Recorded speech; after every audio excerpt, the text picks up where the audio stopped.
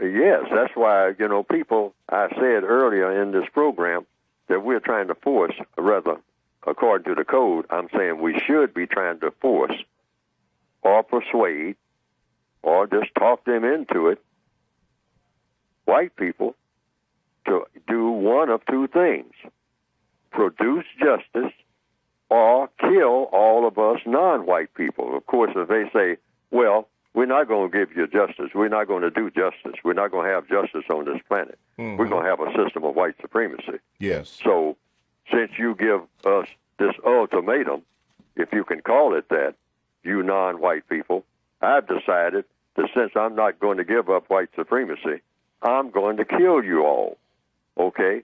So what we would do about that is try to defend ourselves as best we can, knowing full well that we are going to lose, except if there's intervention from whom? Whatever created non-white people.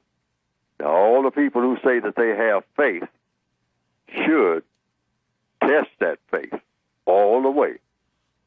From what I've learned about, from Christian ministers and whatnot, they say, yeah, you go ahead and do whatever you're supposed to be doing, that's the so-called right thing, regardless of threats of death or threats of destruction or threats from anybody. You go ahead and do it because as a Christian, that's what you're supposed to do, regardless, and take whatever comes by doing what you're supposed to do. Now, that's in the Christian religion. Other religions say, no, somebody comes at you and, and smites you on your cheek and whatnot, you take their head off and break them of that habit, okay?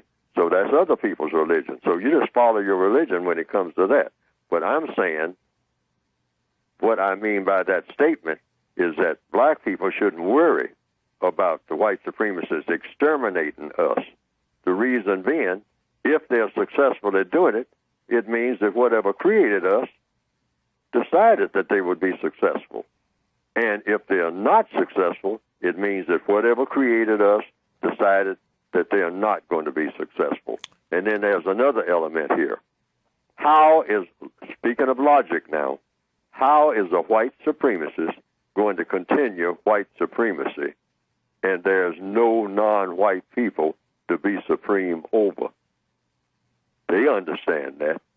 They're putting themselves out of business as white supremacists, which means all non-white people won't be on the planet anymore, so that just leaves white people here.